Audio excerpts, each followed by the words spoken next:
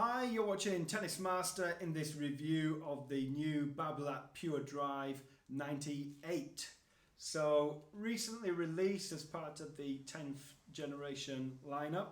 You can see there at the top what differentiates this to the rest of the models is the red kind of grommet strip at part of the bumper at the top here.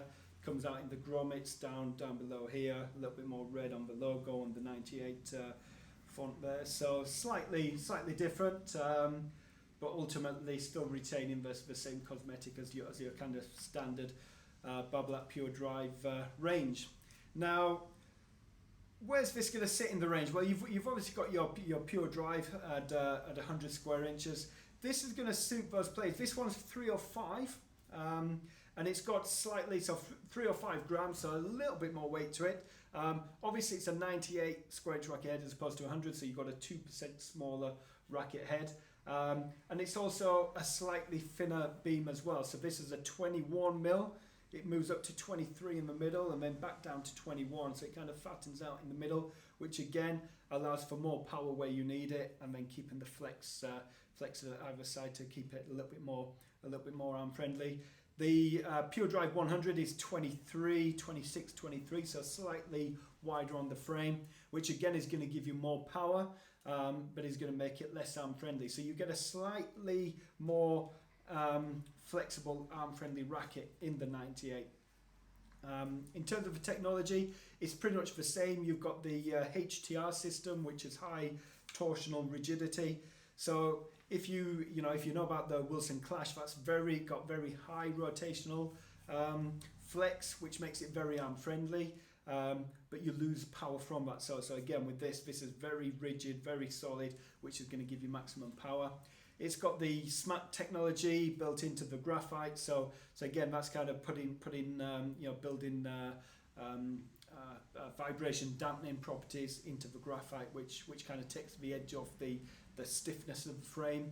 And you've got the elliptic shape. So I don't know if you can see from here. So standard with any powerful racket. The more oval the racket is, as you can see, the shape of the racket is. The more oval it is, the more power you're going to get. The more flat or the more box shaped it is, the more control and the more flex and kind of more arm friendliness you're going to get. So everything about it really is still a very high powerful racket, but it's just a little bit more flex, a little bit more arm friendliness, a little bit more control.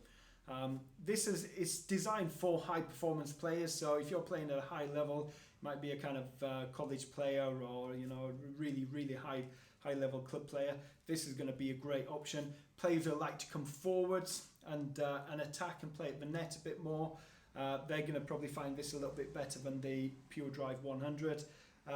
However, you might be a player who's on a pure strike with the 1619 or 1820, and you might be using that and thinking, do you know what, I like the racket, but it's just not giving me the power, I'm not being able to finish points off.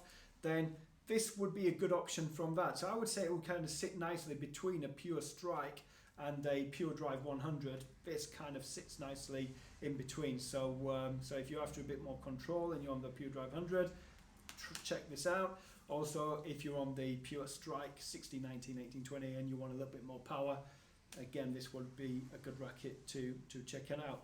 So there it is. So just a nice addition to the Pure Drive lineup.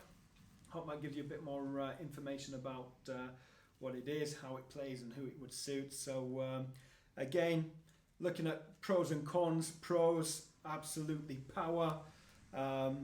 Cons, still that kind of arm friendliness. But if you're going for a Pure Drive, you're going to be going there for power really. So yeah.